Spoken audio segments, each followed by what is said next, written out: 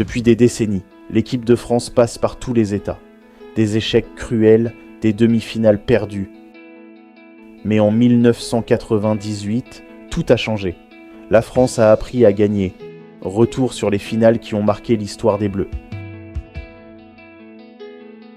Mais avant cela, retour dans les années 80. 2 demi-finales perdues face à l'Allemagne. 1982, un match devenu légendaire. Arbitrage contesté, choc de Schumacher sur Battiston. Les Bleus mènent 3-1 en prolongation. Mais l'Allemagne revient. La séance de tir au but sera fatale. Un traumatisme pour toute une génération. 4 ans plus tard, en 1986, la France veut sa revanche face à l'Allemagne. Mais une nouvelle fois, les Bleus échouent aux portes de la finale. Pourtant, la France avait déjà goûté à la victoire. En 1984, lors du championnat d'Europe, la France démontre tout son talent et remporte la compétition face à l'Espagne. Michel Platini inscrit 9 buts lors de l'Euro 1984, un record toujours inégalé. Triple ballon d'or en 1983, 1984 et 1985, il guide la France vers son premier titre. Mais la Coupe du Monde lui échappe encore. Il faudra encore de nombreuses désillusions avant qu'enfin la France atteigne sa première finale. Face aux géants brésiliens, à Paris, après une demi-finale difficile face à la Croatie, portée par un doublé magique de Thuram. La France est donc en finale de sa propre Coupe du Monde. 1998, 2 têtes magiques de Zinedine Zidane. Ce jour-là, la France semble imbattable, porteuse d'un destin. Un 3e but, la délivrance totale. La France est championne du monde pour la première fois de son histoire. Elle entre dans le cercle très fermé des nations championnes du monde. Zinedine Zidane est élu Ballon d'Or en 1998, après la victoire historique des Bleus. Il sera également sacré meilleur joueur du monde à 3 reprises, en 1998, 2000 et 2003. La qualification pour l'Euro 2000 est compliquée. 3e avant le dernier match, la France bat difficilement l'Islande grâce à un but de Trezeguet en fin de match. Au même moment, une erreur du gardien russe offre l'égalisation à l'Ukraine. Miracle, les Bleus terminent premiers et évitent les barrages. L'Euro arrive et la France termine 2e de son groupe après une défaite spectaculaire face aux Pays-Bas, 3-2. Les Bleus se qualifient néanmoins et retrouvent l'Espagne en quart de finale. Après 30 minutes de jeu, Zinedine Zidane ouvre le score d'un magnifique coup franc. Un but somptueux qui donne l'avantage aux Bleus, 1-0. Mais l'Espagne réagit rapidement et égalise sur pénalty. Un partout, tout est relancé. Sur une belle offensive menée par Patrick Vieira, le ballon arrive sur Youri Djorkaeff qui déclenche une frappe imparable. La France reprend l'avantage, 2-1. Le match devient irrespirable. Puis, dans les arrêts de jeu, nouveau coup de théâtre, Fabien Barthez commet une faute dans sa surface. Pénalty pour l'Espagne, tout peut basculer. Raúl González s'élance, mais il manque complètement sa frappe. La France évite les prolongations. Les Bleus sont en demi-finale. Les Bleus affrontent donc le Portugal à Bruxelles. Et ce sont les Portugais qui ouvrent les hostilités. À la 20e minute, Nuno Gomes déclenche une jolie frappe et trompe la défense française. Le Portugal mène 1-0. Mais dans ce match, Zinedine Zidane va démontrer tout son talent, multipliant les dribbles et les inspirations géniales. À la 52e minute, Thierry Henry égalise pour la France, un partout. Les Bleus reviennent dans la partie. Après un bel arrêt de Fabien Barthez, les deux équipes se neutralisent et filent en prolongation avec la règle du but en or. Le suspense est total. À la 117e minute, sur une frappe de Sylvain Wiltord, un défenseur portugais commet une main dans la surface. Pénalty pour la France. Zinedine Zidane s'élance. Il transforme le pénalty. La France se qualifie donc pour la finale face à l'Italie. La rencontre se dispute le 2 juillet 2000 au stade de Kiep à Rotterdam, aux Pays-Bas. Dans une ambiance exceptionnelle, les Bleus vont tenter de réaliser un exploit historique, enchaîner après la Coupe du Monde 1998 et devenir champion d'Europe. Mais la finale ne va pas être simple. Les Italiens ouvrent le score par Marco Del Vecchio et la France se dirige tout droit vers la défaite. Il ne reste que quelques secondes avant la fin du match. Fabien Barthez dégage son dernier ballon. Et encore une fois, le miracle a lieu. Le ballon parvient à Sylvain Wiltord, entré en fin de rencontre. Sur un tir parfaitement croisé, il bat le portier italien Francesco Toldo. Égalisation. Les Italiens sont abattus et les deux équipes doivent passer par les prolongations avec la règle du but en or. La France est galvanisée. Sur un débordement de Robert Pires, le centre arrive dans la surface. David Trezeguet reprend une volée magistrale. Le ballon passe sous la barre du portier italien. But en or, l'arbitre siffle la fin du match. La France réalise le doublé historique, championne du monde et championne d'Europe. La Coupe du Monde suivante tourne au fiasco. La France est directement qualifiée grâce à son titre mondial et arrive comme la grande favorite du tournoi avec ses stars internationales. Mais rien ne se passe comme prévu. Après 2 défaites lors des matchs de poule, les Bleus sombrent complètement. Éliminée dès le premier tour, la France sort par la petite porte, sans marquer le moindre but. Les champions du monde en titre regardent alors la suite de la compétition à la télévision et assistent à la victoire du Brésil face à l'Allemagne en finale avec 2 buts de Ronaldo, 2-0. C'est parti pour l'Euro 2004. Toujours emmenée par sa génération dorée, la France arrive au Portugal avec l'ambition de reconquérir le titre européen. Dès le premier match, les Bleus frappent fort. Opposés à l'Angleterre, ils sont menés jusqu'aux dernières minutes avant que Zinedine Zidane ne renverse totalement la rencontre avec 2 buts, coup sur coup, dans le temps additionnel. Une victoire spectaculaire qui lance parfaitement la compétition.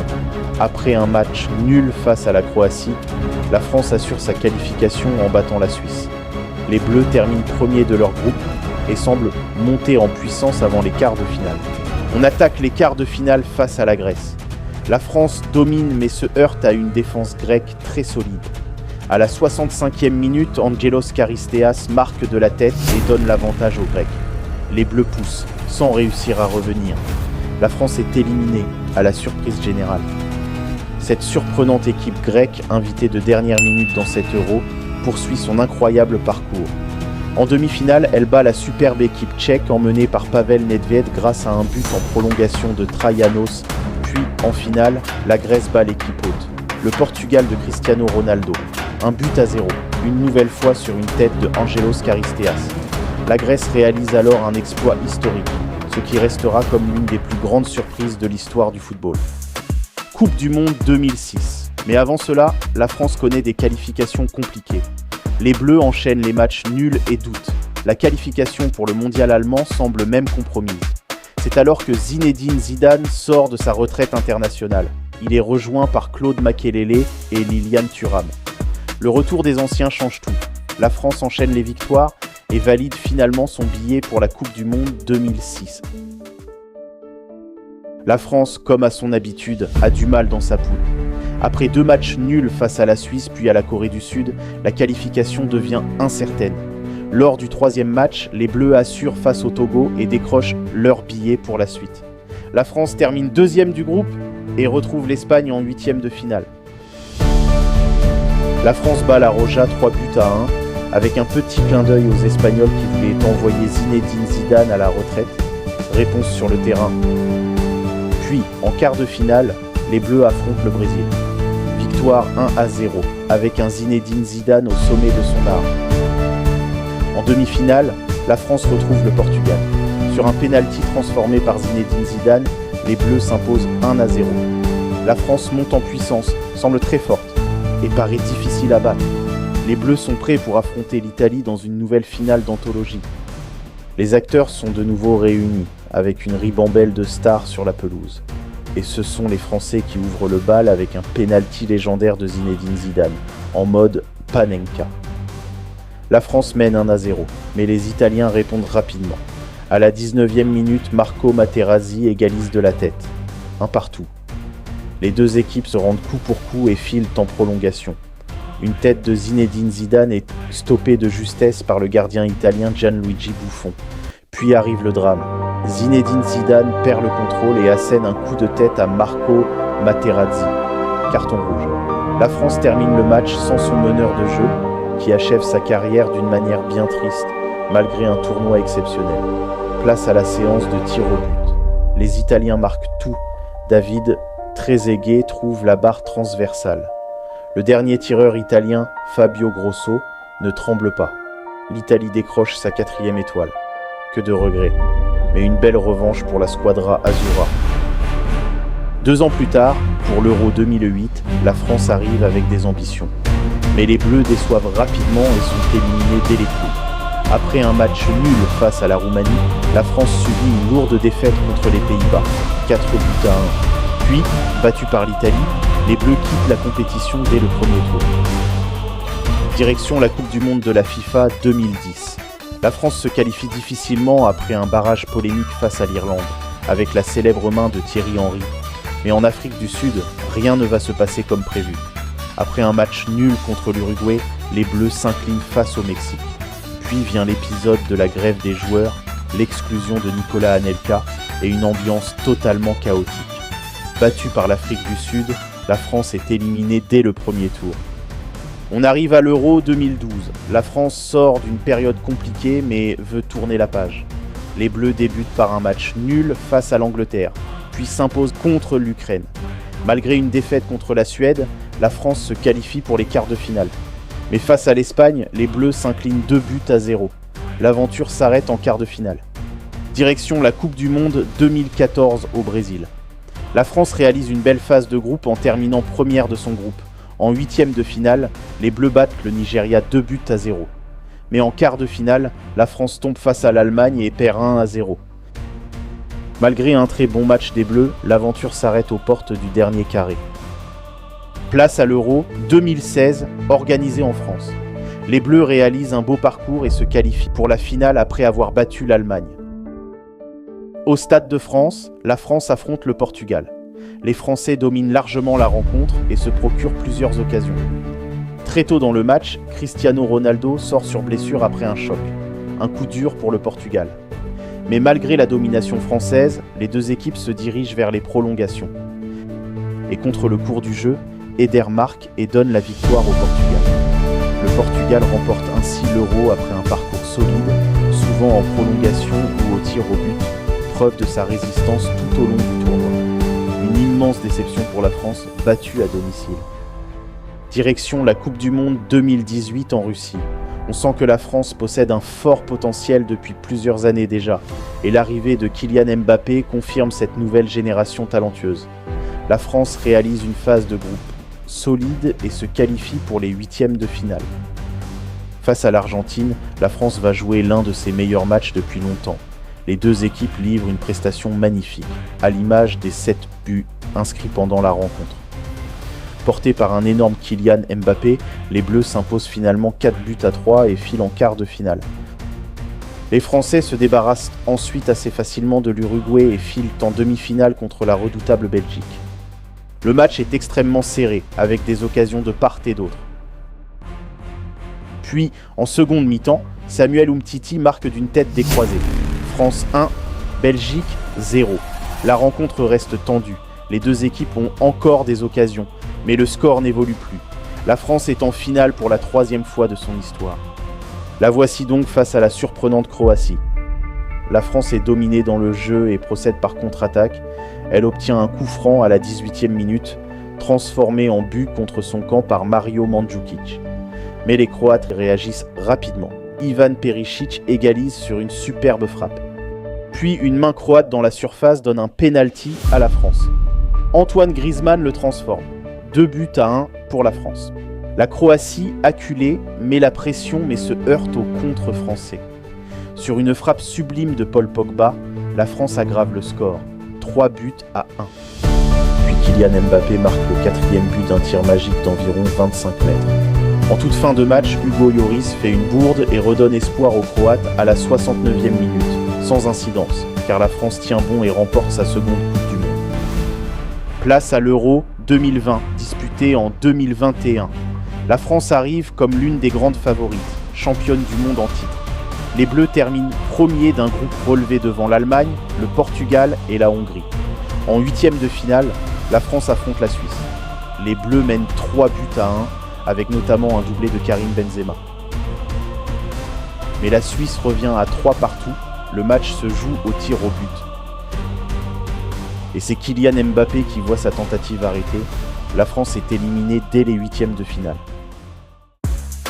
Place à la Coupe du Monde 2022 au Qatar. Malgré plusieurs blessures importantes, la France réalise une bonne phase de groupe et termine première. En huitièmes de finale, les Bleus battent la Pologne, avec un doublé de Kylian Mbappé. En quart de finale, la France élimine l'Angleterre 2-1. Puis, en demi-finale, les Bleus s'imposent face au Maroc et filent en finale.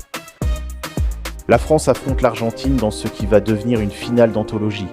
Les Bleus sont inexistants en début de match. Les Argentins dominent la première période et mènent rapidement 2-0, avec notamment un but de Lionel Messi et un autre de Ángel Di María. Mais à 10 minutes de la fin, tout bascule. Kylian Mbappé inscrit 2 buts en 2 minutes et relance complètement la France. Les deux équipes filent en prolongation. Lionel Messi redonne l'avantage à l'Argentine avant que Kylian Mbappé n'égalise encore sur pénalty. 3-3. Dans les toutes dernières secondes, la France a une balle de match. Randal Kolo Muani se retrouve seul face au gardien Emiliano Martinez. Mais le portier argentin réalise un arrêt décisif. Il rééditera quelques minutes plus tard en arrêtant le tir de Kingsley Coman lors de la séance de tirs au but. Puis Aurélien Tchouaméni manque également sa tentative. Finalement, Gonzalo Montiel transforme le dernier tir et offre la coupe à l'Argentine, sa 3e. On passe à l'Euro 2024. La France arrive avec des ambitions mais peine dans le jeu. Les Bleus se qualifient difficilement et atteignent les demi-finales sans réellement convaincre. Face à l'Espagne, la France ouvre pourtant le score grâce à Randal Kolo Muani. Mais les Espagnols réagissent rapidement avec un but exceptionnel de Lamine Yamal avant de prendre l'avantage. La France s'incline logiquement 2-1 et voit son parcours s'arrêter aux portes de la finale. Les Espagnols remporteront ensuite la compétition face à l'Angleterre. Pour conclure cette épopée des Bleus, le bilan est exceptionnel. 4 titres majeurs, 2 Coupes du Monde en 1998 et 2018 et 2 championnats d'Europe en 1984 et 2000. Mais aussi plusieurs finales marquantes en 2006, 2016 et 2022.